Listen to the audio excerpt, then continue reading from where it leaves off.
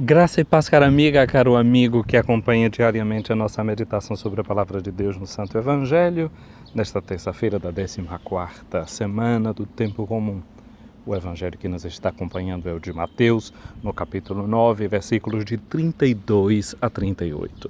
Ontem víamos como Jesus foi tocado por uma mulher que estava padecendo de um grande fluxo, como Jesus tocou naquela menina que já estava morta e a fez ressuscitar, contrariando tudo aquilo que se dizia da tradição, na observação da própria lei, que quem tocava em um defunto ficava impuro. Jesus é aquele que toca naquela pessoa que estava morta e ela ressuscita.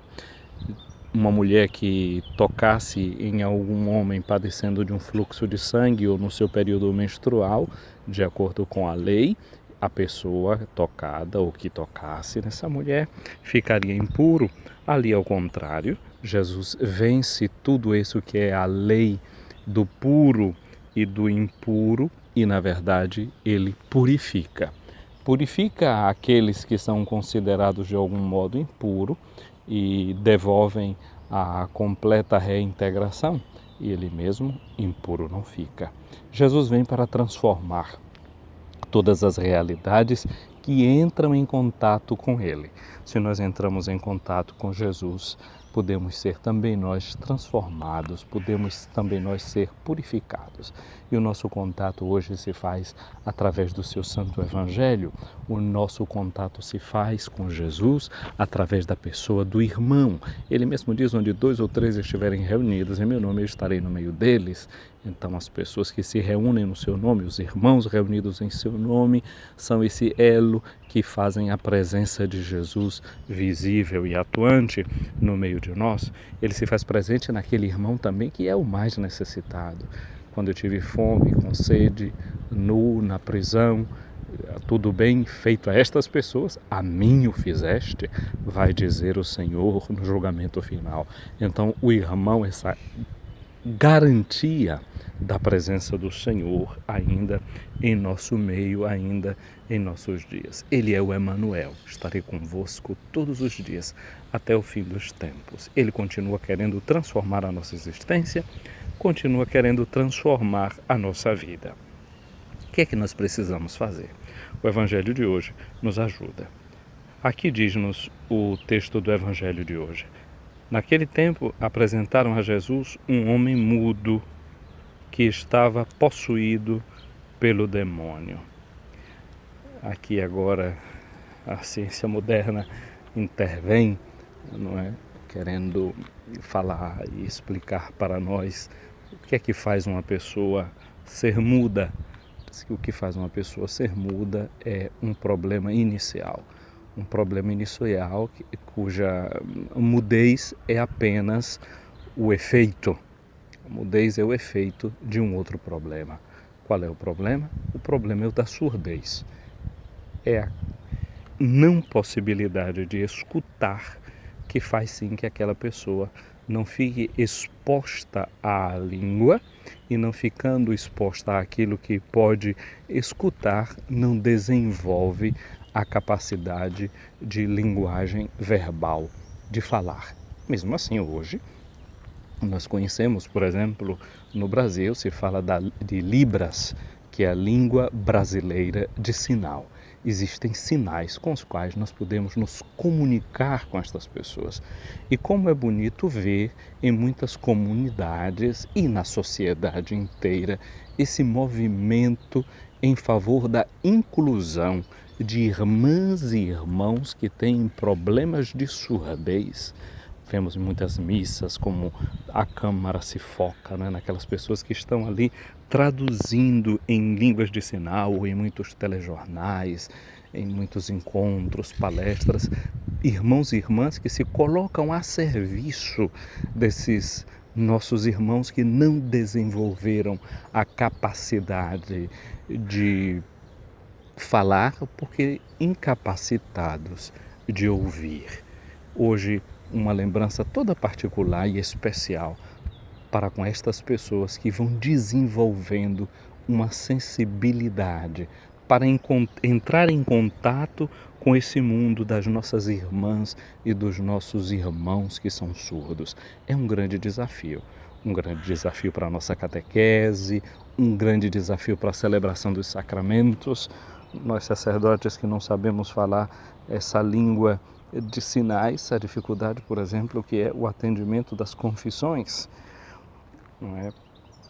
É uma dificuldade grande essas pessoas poderem expressar todo o seu mundo interior, porque não tem a possibilidade de nos ouvir. Muitos deles desenvolvem, por exemplo, a capacidade de leitura labial, leem os lábios, não é, da pessoa. Mas imaginemos uma criança que já vai crescendo com essa dificuldade, pais que devem desenvolver uma sensibilidade toda particular para acolher, para educar estes filhos que nascem com esta limitação, com esta necessidade especial de um desdobramento da parte dos seus pais. Imaginemos as escolas, as dificuldades que têm para serem inclusivas, os professores, para acolherem alunos com estas dificuldades, com estas necessidades particulares. Cada um de nós tem a sua necessidade.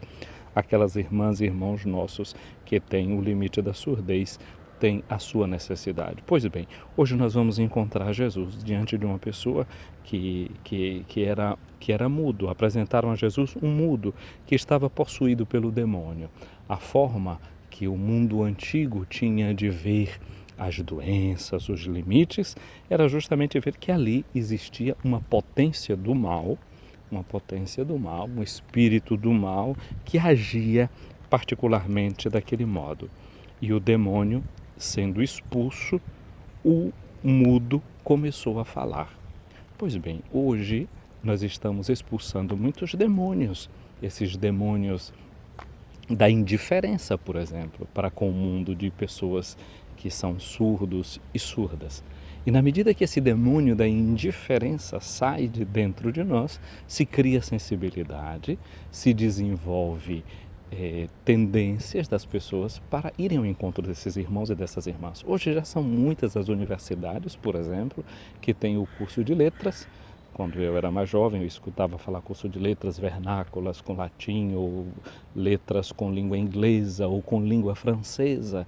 Hoje em dia se fala de letras com libras, com língua brasileira de sinais. Ou seja, uma sociedade que conseguiu expulsar de dentro de si um demônio de indiferença, que começa a pensar naqueles irmãos e irmãs que têm necessidades particulares, e nós devemos caminhar ao encontro dessas pessoas. É bonito ver muitas moças, muitos rapazes, jovens, adolescentes verdadeiramente apaixonados por um curso de letras com libras, ou seja, um espírito foi retirado deles e eles crescem em solidariedade em relação a esses irmãos e a essas irmãs.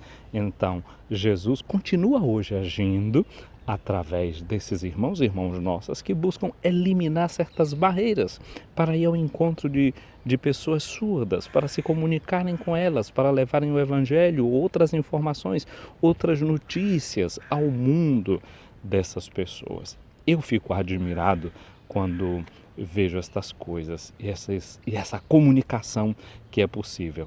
Assim também, no tempo de Jesus, diz o Evangelho, quando o demônio foi expulso, o mudo começou a falar.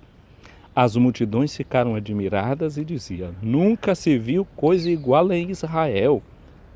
Os fariseus, porém, diziam, é pelo chefe dos demônios que ele expulsa demônios.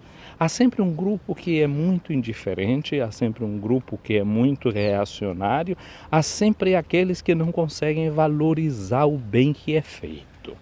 E foi assim também no tempo de Jesus e continua sendo assim também nos nossos dias. Mas o Evangelho diz que Jesus percorria todas as cidades e povoados, ensinando em suas sinagogas, pregando o Evangelho do Reino e curando todo tipo de enfermidade.